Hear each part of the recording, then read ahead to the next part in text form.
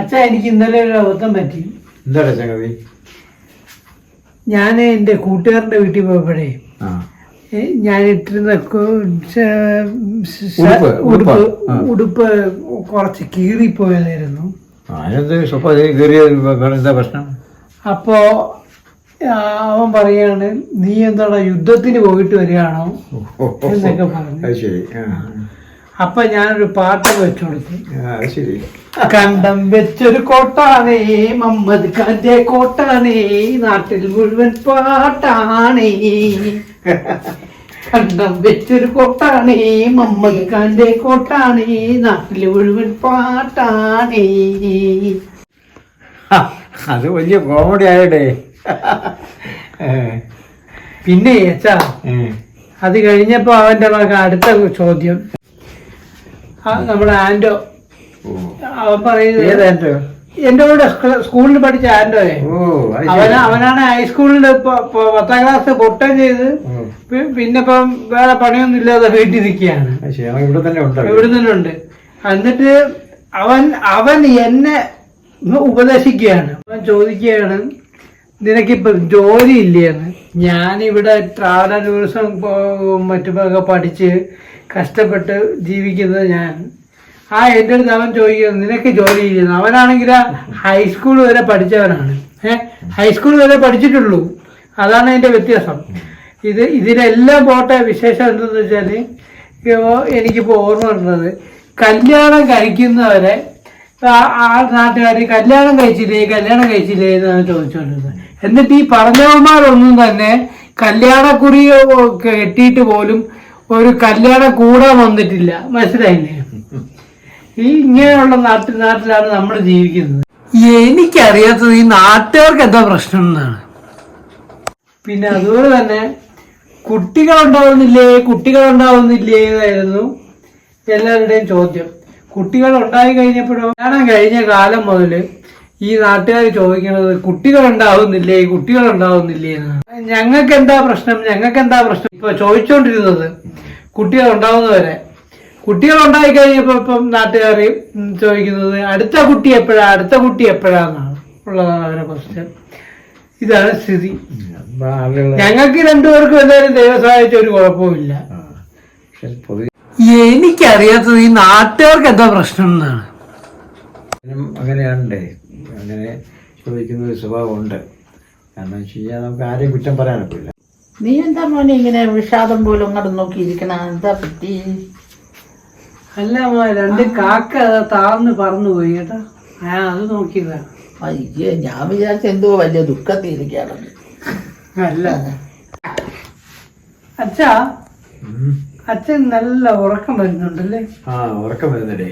ഒരു 9 വരെ ആകുമ്പോൾ ചെറിയൊരു മയക്കം, ട്രൗസൻസ് വരും. പിന്നെ ഒരു അരമണിക്കൂറൊക്കെ ഇങ്ങനെ ഉറങ്ങി മയങ്ങിയിരിക്കും. അത് കഴിഞ്ഞാൽ പിന്നെ അപ്പം കിടന്നാൽ കുറേ ഉറങ്ങും. പക്ഷെ അപ്പം കിടന്നില്ലെങ്കിൽ പിന്നെ ഉറക്കവുമില്ല, ഉറങ്ങാതിരിക്കും. ഉറക്കം കിട്ടില്ല തീരെ. അതാണ് എൻ്റെ ഒരു പ്രശ്നം. അപ്പൊ ഇതാണ് അമ്മ പറയുന്നത് അച്ഛൻ ഉറങ്ങാത്ത വീടാണ്. ഓഹോ, അങ്ങനെ ആ രീതിയിലല്ല. ഇപ്പോൾ സംഗതി ഇപ്പോൾ എന്താ ചെയ്യാം, പിന്നെ എന്തെങ്കിലുമൊക്കെ ആലോചനകൾ മനസ്സിൽ വരും. അത് വെച്ച് ആലോചിച്ചോണ്ടിരിക്കും.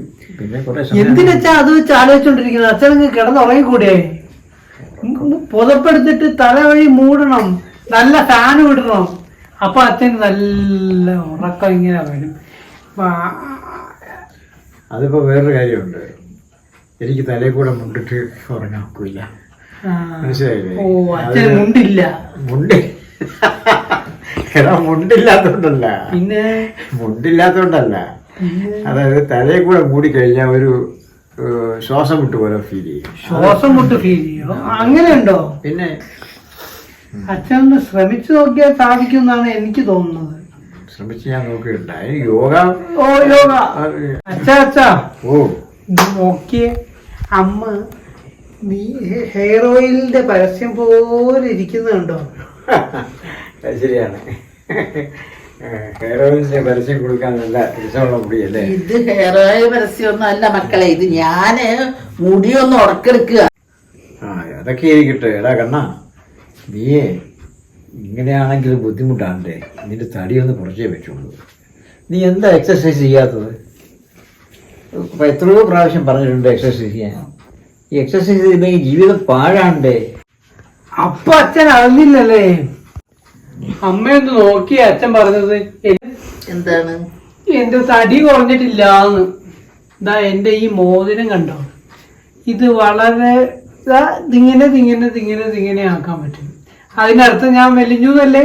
അല്ല മക്കളെ, അത് ചിലപ്പോ മോതിരം ഇട്ടിട്ട് ഇങ്ങനെ വലുതായതായിരിക്കും. അല്ല, ഈ മോതിരം ഞാൻ ആദ്യം ഇടുമ്പോ എനിക്ക് നല്ല ബുദ്ധിമുട്ടിയാണ് ഞാൻ ഇത് മോതിരം ഇട്ടത്. ഇപ്പൊ വളരെ സിമ്പിൾ ആയിട്ട് ഞാൻ ഊരുന്നു ഇടുന്നു.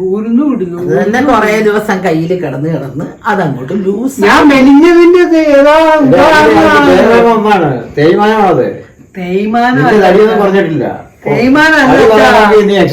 ഞാൻ മെലിഞ്ഞതാണ് വെച്ചാ അതൊക്കെ. ഇത് ഞാൻ ആരോട് ഇവിടെ ബോധിപ്പിക്കും? നാട്ടാരെ നിങ്ങൾ എന്നെ പറയും, ഞാൻ ആരോട് ബോധിപ്പിക്കാനാ? അച്ഛാ, അതിപ്പോ അച്ഛൻ എന്തൊക്കെ പറഞ്ഞാലും എന്റെ ഈ ഷോൾഡറിനൊരു വേദനയുണ്ട്. അല്ലേ ലക്ഷ്മി? എന്റെ ഈ ഷോൾഡറിനൊരു വേദനയുണ്ട് ലക്ഷ്മി. അത് കണ്ണേട്ടാ ഫ്രോസൺ ഷോൾഡറാണ്. അതിന് നീ ഒരു ചെറിയ ഫിസിയോതെറാപ്പി പോലെ ഞാൻ പറഞ്ഞുതരാം നിനക്ക് എങ്ങനെ ചെയ്യണം എന്നുള്ളത്. അത് മാറിക്കോളും. ഫ്രോസൺ ഷോൾഡർ എന്ന് പറഞ്ഞാൽ എന്താ നീ മനസ്സിലാക്കിയിട്ടുള്ള കുട്ടി? ഫ്രോസൺ ഷോൾഡർ എന്ന് വെച്ചാൽ നല്ല തണുത്ത് മരവിച്ച ഷോൾഡർ. അച്ഛാ, അമ്മ പണ്ട് ഭയങ്കര ഡാൻസ് ആയിരുന്നു എന്ന് കേട്ടിട്ടുണ്ടല്ലോ.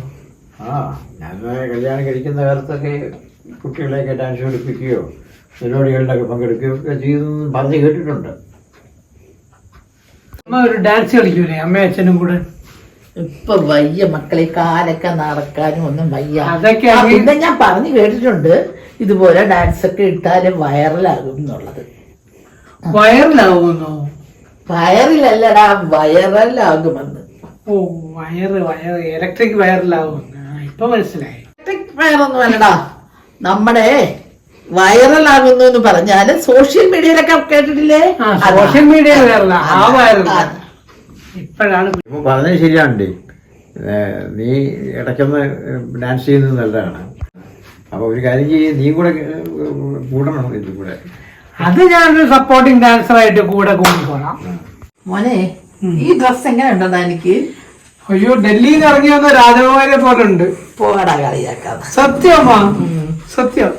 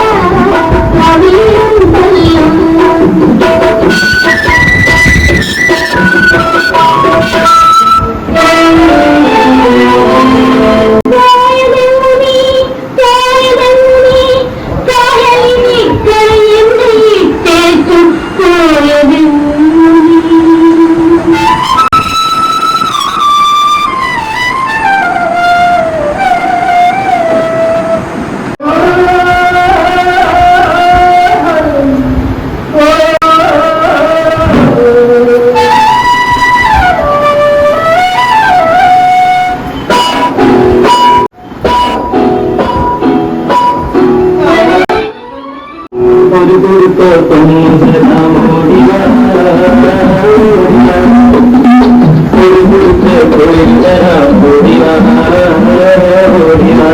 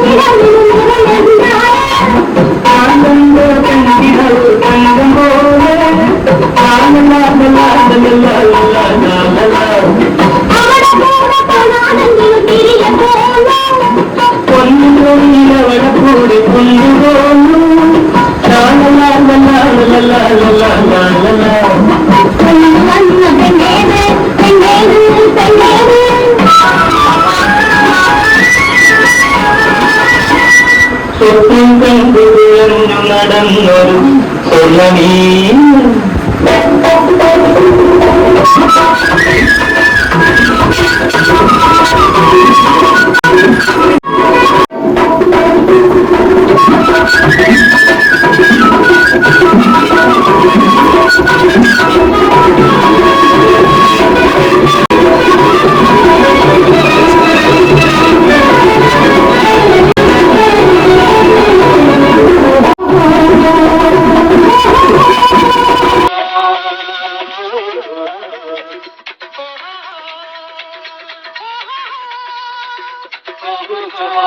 അപ്പോഴേ അടിപൊളിയായി കേട്ടോ.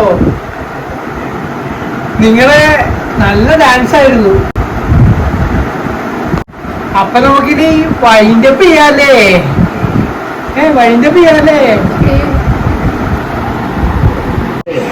ലൈക്ക് ചെയ്യണം, സബ്സ്ക്രൈബ് ചെയ്യണം, ഷെയർ ചെയ്യണം. Okay ready. അപ്പൊ നമ്മൾ വൈൻഡപ്പ് ചെയ്യാണ്. Tata. Kannan triple R galaxy. Okay okay.